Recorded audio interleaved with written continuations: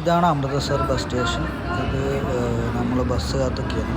ഞാനും എൻ്റെ ഫ്രണ്ടിൻ്റെ ഏട്ടൻ്റെ മോനും ഉണ്ട്. അപ്പം നമ്മൾ ബസ്സിൽ കയറി ഒരു വില്ലേജിലോട്ടാണ് പോകണം. മാനിന്ന് വന്നിട്ടില്ല, അവിടെ ഫ്രണ്ട് വരും. അപ്പം ഫ്രണ്ടിൻ്റെ കൂടെ അവരെ വീട്ടിൽ പോകാനാണ് പ്ലാൻ.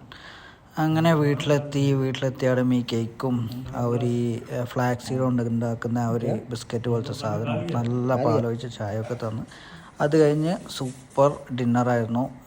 ഒരു രക്ഷയില്ല. പുളി എന്നെല്ലാം പറഞ്ഞാൽ എന്താ പറയണ്ട, അമൃത് എന്ന് തന്നെ പറയാം.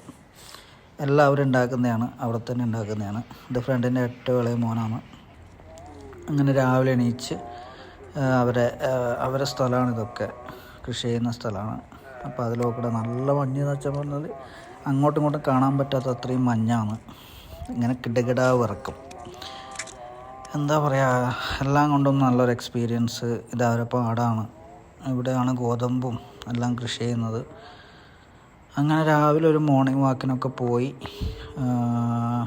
നല്ല അടിപൊളി എക്സ്പീരിയൻസ് ആയിരുന്നു. എന്താ പറയേണ്ടത്, ഒരു ലൈഫിൽ ഇതുവരെ കിട്ടാത്ത, ഇതവരെ എന്താ പറയുക ഏട്ടൻ്റെ വീടാണ്. അവിടെയൊക്കെ പോയി എല്ലാ സ്ഥലത്തുനിന്നും പോയി ചായ കുടിക്കലും പാൽ കുടിക്കലുമാണ് പണി. പിന്നെ രാവിലെ അടിപൊളി ആലുവിൻ്റെ പറാത്ത, അതും നല്ല ഗീയും ബട്ടറും ഒക്കെ തന്നിട്ടുണ്ടായിരുന്നു. ഗീ അല്ല, ബട്ടറാണ്. പിന്നെ അതേ കുറച്ചും കൂടി വെയിൽ വെച്ച് പുറത്തൊക്കെ നടക്കാൻ പോയി. അപ്പോൾ അങ്ങനെയൊക്കെ നല്ല എന്താ പറയേണ്ടത്, കടുകിൻ്റെ ചെടിയൊക്കെ ഉണ്ടായിരുന്നു പൂത്തുലഞ്ഞ് നിൽക്കുന്നത്. അടിപൊളി നല്ലൊരു ഗ്രാമം, സൂപ്പറായിട്ടില്ല ദൃശ്യഭംഗി. ഞാൻ മുമ്പ് മറ്റേ എന്താ പറയേണ്ടത് മല്ലു സിംഗിലൊക്കെ കണ്ടിട്ടുണ്ടായിരുന്നു ഇതുപോലത്തെ സ്ഥലങ്ങൾ. എല്ലാം കൊണ്ടും അടിപൊളി സൂപ്പറായ സ്ഥലം, ഒന്നും പറയാനില്ല. അവിടെ എല്ലാം ഉണ്ട്. സ്വയം പര്യാപ്തമായ ഒരു വീട് എന്ന് വേണമെങ്കിൽ പറയാം.